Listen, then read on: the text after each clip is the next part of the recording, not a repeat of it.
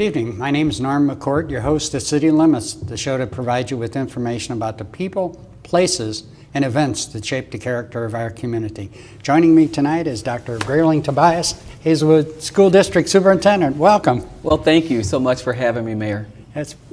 We've been wanting to get the school on for a long time. We finally got the school district on, and as we were talking a little bit earlier, the main reason people move to a city is the housing stock and the schools. So welcome, and we'll get some good information here today. Yes, thank you so much. It's a pleasure to be with you today. Thank you. Let's talk about the Hazelwood School District first. It's one of the largest school districts in St. Louis County. Yes, in fact, we are the third largest school district in St. Louis County, behind the St. Louis Public School System and the Rockwood School District. We have 32 schools, and we have 20 elementary schools, 6 middle schools, 3 high schools, and 3 early childhood centers. That's impressive. That's a lot of schools to take care of. When recently, last few years, they've been increasing middle schools, and I think they increased the size of the high schools, didn't they, to accommodate you guys kind of got to go with the flow of what the babies are born, right? Yes, exactly. Overall, we have about 18,000 students, and our community has been so supportive of us. We passed 2 bond issues and a tax increase in the 12 years I've been in the district. And so during that time, we built 4 new middle schools, and we remodeled all of our schools, both elementary and our high schools. Okay. And we're finishing the last year of a 10-year facility management plan. Well, that's great. Yeah. I'm sure that, throughout the years, the curriculum has changed dramatically. I know when I went to high school, they had a new thing coming out. It was called a calculator, and those things were like, I think the first one I bought was like $180 or something like that, and all it was a little red LED, and, it was kind of like a calculator. Now they got computers and smartphones, and it's going to be amazing what students will be doing in, say 10 years from now. Well, absolutely. We are preparing students for jobs that don't even exist right now. And we're upgrading all of our technology infrastructure. And that's a big, big job. And so technology is the wave of the future. Yeah. I noticed a couple of times in the paper they have robotic type, I guess, what does it be? Kind of like meets or something where all the schools bring different robots and. Yeah, I'm proud to share. I'm proud to share with you. About 2 weeks ago, Hazelwood hosted the Gateway Robotics Competition, and it showcased Hazelwood, and it also showcased St. Louis area students who were interested in science, technology, engineering, and math, otherwise known as STEM. We had 4 states represented. We had teams from Illinois, Oklahoma, Missouri, and Arkansas, and we have 25 teams there. We had colleges and universities there, so students had the opportunity to talk to colleges there. It's a big, big thing right now. We had over 1,000 people attend that event. That's amazing.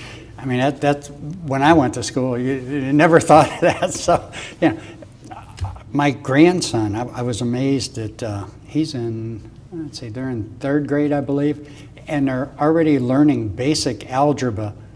I didn't have algebra until I was in college. So, I mean, it really pushed the curriculum down to where, you learn the basics, and I guess it makes it easier when you get into, college and high school. Yeah, we are focusing in on the fundamentals. It's not the same math that they taught us, you and I, when we were in school. It's a math investigations unit where students come up with their own answers, and every student, if we have 25 students in a classroom, there may be 25 different ways a student can get the correct answer. Oh my gosh. Well, hey, at least I'd have a chance that way, though. Right. As long as you can explain it, Yeah. Explain how you got the answer. I think that's the most important thing. Yeah, math and English was not my best subjects, but as you get to college, you have to what you skip going through school and think you're going to, you're smart by skipping it. You have to take it when you get into college. Absolutely. Our goal is to make sure that all of our students are ready for college and are ready for a career, because As you know, all students may not be able to go to college or want to go to college, but we want to prepare them for technical skills and a career also. That's a real important point. You know, a lot of people think you're not going to have a good job if you don't go to college. That just really isn't true. There are a lot of jobs out there that pay very well, and sometimes a lot better than college graduates. Absolutely, and they can get those skills earlier, technical schools, and through the technology. For example, we talked about STEM before, and those are two areas where students can really focus on their career earlier. The other thing is we're part of the A+ program, so students have an opportunity to get 2 free years of education paid for at a community college, and then sometimes they can transfer, you know, those hours if they want to continue to go to a 4-year school. Okay. Now, in other words, they can. Now, is this taking college courses in high school, or is this after you graduate from high school, you can go into that 2-year program? We can. We offer in Hazelwood the opportunity for students to take college credit. That's called dual enrollment. But also, if they qualify for the A+ program, they can have 2 full years of their college free of charge, paid for. Hey, that's not a bad deal. That's great. I know it took me like 8 years at night school. I went 1 year to Mizzou, and then after that, I think it was like 8 years in night school to get a degree. So 2 years of college right out of high school is a good option. Absolutely, and you won't have that debt also. Okay. Now, does the state of Missouri pay for that, or does the school pay for it? Who pays for the college? The state of Missouri pays for it. They have an agreement with many of the junior colleges, community colleges. Okay. Now, what are some of the qualifications for an A+ program? What do you have to do? Well, they have to have strict attendance. I think it's a 95% attendance rate. They have to take so many classes. They have to do well on the MAP test, particularly the Algebra 1 test. So those are a few of the qualifications. And they have to be very, very good students. Well, in my case, it'd be back to night school. You hit that algebra there. No, I'm sure you'll do. I'm sure you'll do. We start with algebra concepts in 3rd grade, so I'm sure that you will be able to handle it. Yeah. It's amazing. I don't know exactly why. Algebra always killed me.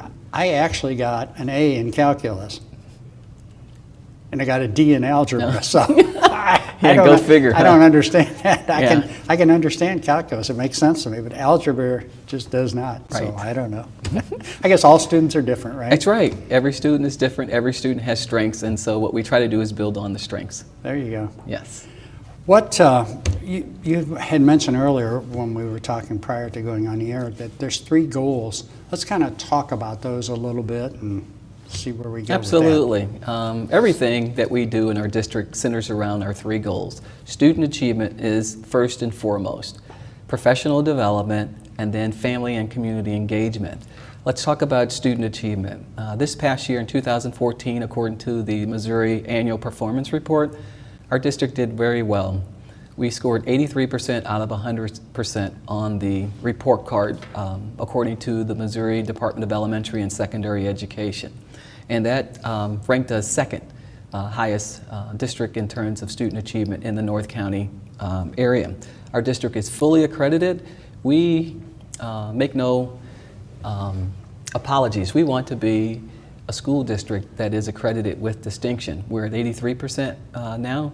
Our goal is to make it to the 90% mark. If I may, I can brag about some of our students. We have students in some of the most prestigious colleges and universities in the country. We have a student at Massachusetts Institute of Technology. We have a student at Princeton. We also have a student at Notre Dame. And so we have students all over the country. And maybe I'm biased, but I think we have the best students. When you're saying you have a student in all those colleges, these are scholarship students. Absolutely. Correct? I mean, that's a very important distinction. I mean, your parents can pay for you to go there, but this is scholarship students. Absolutely. With respect to the Notre Dame student, it was a $157,000 scholarship with grants and scholarship money.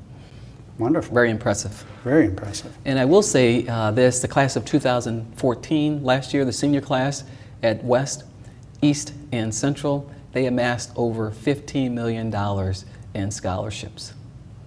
That's great. That's really good. What What about athletics and, the schools now? Each of the schools I know has a football team and a baseball team and so on. What part does athletics play in the schools now? Yeah, they play a very, very important role. As we said, student achievement is number one, but the co-curricular activities play an equally important role. We want our students to have a sound mind and a sound body, and so that's where the co-curricular activities come in. Not only the sports, football, basketball, baseball, wrestling, softball, volleyball, but also the arts and music and drama. All of those help to create a well-rounded student. Mm-hmm. You also have a lot of other activities, don't you, after school that they can, kind of like hobby-type activities? Yes, I mean, that are, that if the student has interest in it, they can partake of these, correct? Absolutely. Different chess clubs. Robotics is really, really big right now. All three of our schools have robotics teams, and they qualify for the championships down at the Chaffetz Arena on the campus of St. Louis University. So if a student wants to get involved in the Hazelwood School District, we have something for every student. That's great. What, one of the other things that is really amazing is your transportation department. To get all these school buses coordinated so they go to, every stop that they got to go to. And in some cases, depending on the street they live on, I live on Jamestown Road. Mm-hmm. When my children went to Jamestown, which is like about a block and a half from my house, the school bus picked them up because they didn't want kids walking on that particular road. How difficult is the transportation for a school district? I mean, that seems like it'd be really tough. It is a big job with all of the routes and the coordination and getting the students to school on time and back home on time. And we've got three different levels. We have the high school run first, and then we've got the middle school run, and then the elementary run. We have 134 buses, and I am proud to say this past June we received over a 97% first run pass rate. We've received this award by the Missouri Highway Patrol and the Department of Elementary and Secondary Education for 7 years in a row. Our mechanics and our transportation department does an outstanding job juggling not only the routes but also having safe buses on the road. Yeah, that has got to be a logistics nightmare. It has to be, to knowing exactly where to stop, what house to stop at, which corner to stop at. If you're missing a student, I mean, I've seen the school buses. They'll stop on Jamestown Road. Wait a second till the kid runs outside, knowing they know this house is where a kid's got. They don't wait to see the kid there. They know that that's where a kid's got to be picked up. So that's amazing. Yeah, it's a big job, and our folks behind the scenes in our transportation department, they do an outstanding job. And students are expected to be there at their bus stops maybe 10 minutes before and 10 minutes after. So our bus drivers, they do a nice job in waiting for students. All of our jobs are important in the school district, Mayor. My job is not any more important than our bus driver's job, because if the students don't get to school safely and on time, then we can't do our jobs as teachers and administrators. So many cases the bus driver's job is more important than our job, because they are the only group of people that perform their job with their back to students. And many times we have about 60 students on the bus, and it's dangerous when you turn your back to a student sometimes. Wow, now the students in the Hazelwood district are all great. Absolutely. No, we have great students. Not a problem, I'm sure. What we're getting into the winter season and the snow season, and everybody wants to know, I guess, what is the criteria for closing school, and then what is your procedure when you do? Because it'll be timely, because that's coming up. Yeah, it is coming, and last year we had a lot of experience with that. We had probably 7 or 8 snow days that we had to call school off. Our primary concern is the safety and welfare of our students, and if the students aren't safe, then we go through a number of factors. We look at the weather forecast. We look at the road conditions. We look at the temperature in terms of if it's well below 0, And so there are a number of different factors that we take into consideration. But the primary factor is whether or not it is going to be safe for our students to stand at the bus stop. Well, it's, all the roads you go in and all these little, little back roads that may not be plowed for, days after a snowstorm. That is that certainly is a consideration. Absolutely. That could be a real problem. Yeah, we have 78 square miles, Mayor. And so you're exactly right. We have residential areas, and sometimes we have, rural areas. And so we have to take all of that into consideration. Okay. We were talking a little bit ago about misbehaving maybe students on a school bus or something. What type of programs does the school have for students that misbehave? A lot of schools have community service and things like that. Does Hazelwood have those type of things? Yes, we do. Yes, we do have community service, but we also have our student handbook. Those lay out the expectations and the guidelines for behavior. And sometimes our students, how great that they are, sometimes they don't follow what we would like for them to follow. They don't follow the expectations. And so a lot of it depends on the infraction. It could be a minor infraction, it could be something more serious, but we want to make sure that it's a developmental approach. Our job is to use an educational approach. We talk to students, we get the counselor involved, sometimes we get the social worker involved depending on what the incident is.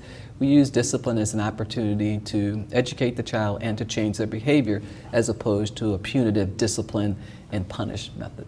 Okay, so when I went to school, I spent a lot of time in the library and in the corner, so that's out nowadays, huh? Yeah, those days are out, the paddles are out. Well, I had the nuns, I had the rulers, see my big knuckles. Right, yeah, the knuckles are out, the rulers, all of that's out. We take a calm, rational approach. It's like a learning experience. We want to teach kids the proper way to do things and teach them the proper behavior and talk to them about the expectations. And I am proud to say we have a positive behavioral intervention and support system. We had many of our schools earn awards for good behavior of our students too. Now, you don't hear too much about any problems, so I'm sure those students are few and far between. Let's talk about bullying. That's a topic that's on everybody's mind nowadays, about the bullying of classmates and so on. Does the teachers kind of look for bullying, or if a student's being bullied, to try to change their behavior of the other students? Well, let me just say this. I just did an interview with Carol Daniel at KMOX last Friday about this topic. And we take a proactive approach. We know that it exists. It's very, very sad when one child is bullying. So we take a no-nonsense approach to bullying. We have policies and procedures against bullying. The other thing that we do a lot of proactive things. We do a lot of education. Our teachers are trained in recognizing some of the signs of bullying. Our students are also trained. We ask our students to take a pledge against bullying. And so we do a number of things to be proactive. And then if there is an incident of bullying, we react right away. We get the parents involved, we talk to the students. Many times we talk to the bystanders. No one deserves the right to be bullied. Everyone deserves the right to a quality education. And so, and we want every student to feel safe. Safety is everyone's responsibility. What we tell our students is, if there's something that's not right, whether it's bullying or if someone has something in the school that they shouldn't have, the right thing to do is to go tell the nearest teacher, counselor, and administrator, and we will take care of it. Okay, and this is Anti-Bullying Month. Yes, it is. So it's kind of a pertinent topic at this particular time. Absolutely, and we have already sent messages out earlier this month to our principals and to our teachers to have them just to review our plans and reinforce our anti-bullying efforts. While we're talking about plans, I'm sure that you have plans in place if something catastrophic happens at a school or something. What type of procedure do you go through if something happens? Like, let's assume they have a shooter at a school, or somebody breaks into school, or something along those lines. Hope it never happens, but at least parents will know that you have something in place and you have thought about it, and you have a procedure. Yeah, 2 years ago, this is another point of pride. 2 years ago, when the unfortunate incident at Sandy Hook Elementary School occurred, Hazelwood was the first school district to train their entire district. All 2,400 employees of ours were trained in the active intruder safety drills. Back in the day, Jonesboro, Arkansas, Portland, Oregon, Virginia Tech, what they were teaching back then was to duck and hide. And so what we learned during our training, that was the wrong thing to do, because that created mass casualties. And so what we have been taught and what we've learned and what we are training our staff to do is to have an options-based program. We want our staff to either evade the shooter by blocking the doorway with a chair or with a belt. We were trained how to do that. Escape, going out of a window if it's safe, if a shooter is on one side of the building, and we can get students and staff out safely. That's what we want to do. It's not just duck, cover, and hide. We want to give our staff and our students options. And I'm very proud that Hazelwood was the first school district in the county that went to this option-based system. We involved our entire community. We involved our Board of Education. We had our 3 police departments, Hazelwood, St. Louis County, and Florissant, worked together with us, our 5 fire protection districts. We reviewed and reevaluated all of our safety plans. And this is one of the things I am most proud of as superintendent, because the safety and welfare of our students and staff is our #1 priority. I talked about student achievement, but if students don't feel safe, then they won't be able to learn. Right. Well, the students and the parents both have Absolutely. The parents have to feel that the students are safe, and the students have to be safe, feel that they're safe in the building. So it sounds like you got a good plan. You got everything, where if anything does happen, hopefully it never does, but you're prepared if it does. And it could even be a storm. I mean, we have tornadoes and stuff around here, and you never know what the next challenge is going to be, and especially when you have that many students and that many people in one place. Yeah, absolutely. You mentioned the storms. Just a little plug. In Hazelwood, we had a tornado a few years ago, and we responded in helping our community, recover from that tornado, that devastating act, by working with the city, working with the United Way, working with some of the other social service agencies, working with the police, working with Mayor Robinson over in the city of Hazelwood, and we really reached out and helped our community recover from that tornado. You mentioned that. Yeah,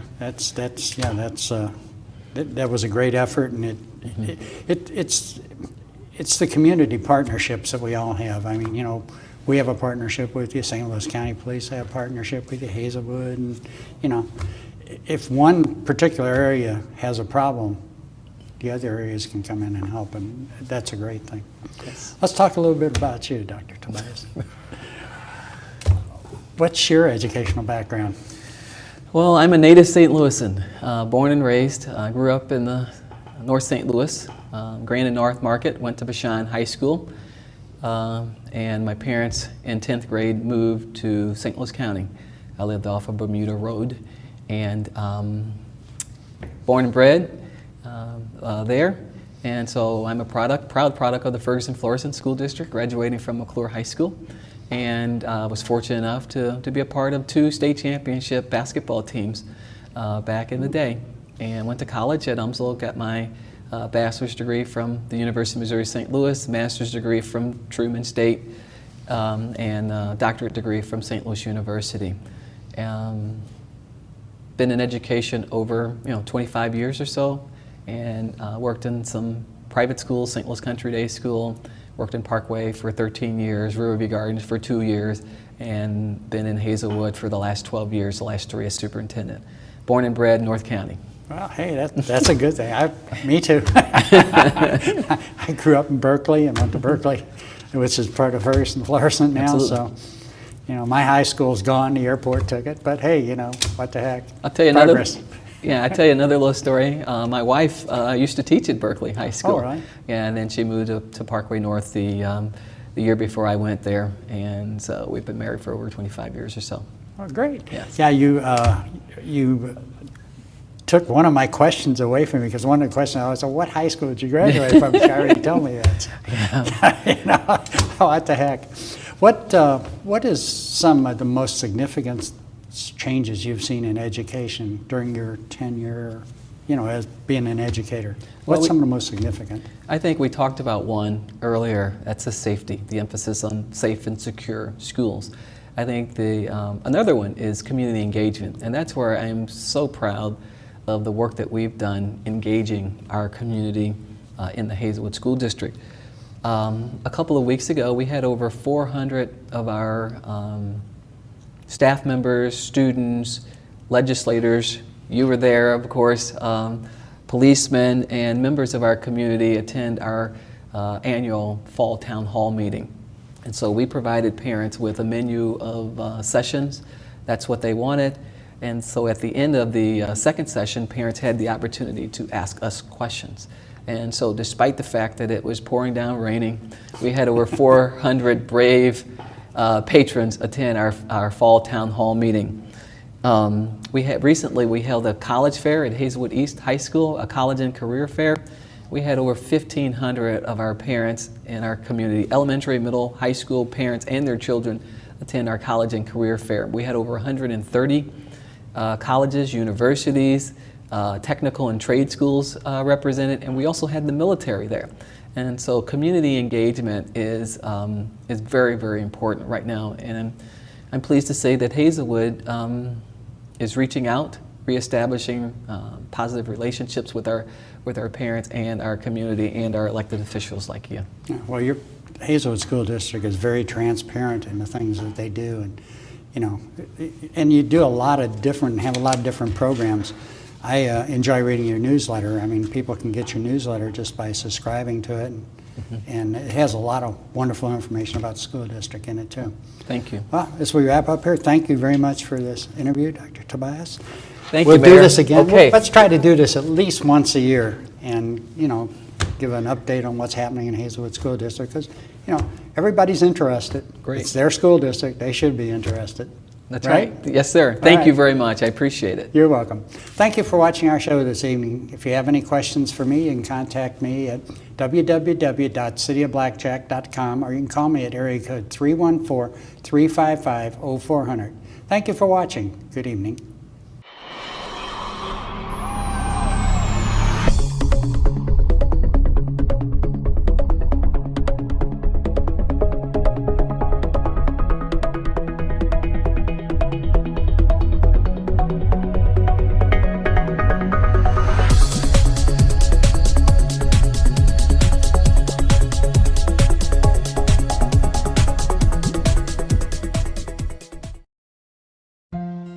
After a car accident, Linda Davis needed CPR. Bill Hamilton needed temporary shelter when a fire destroyed his home. During an operation, Haley Reynolds needed a blood transfusion. Excuse me, may I go into that room, please?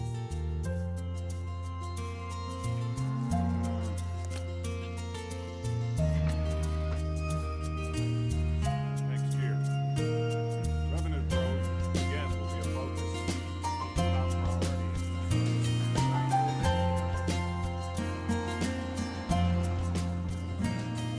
Thank you for giving me blood.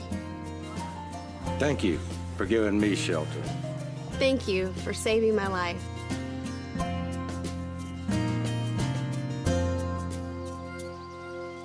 Support the Red Cross and change a life, starting with your own.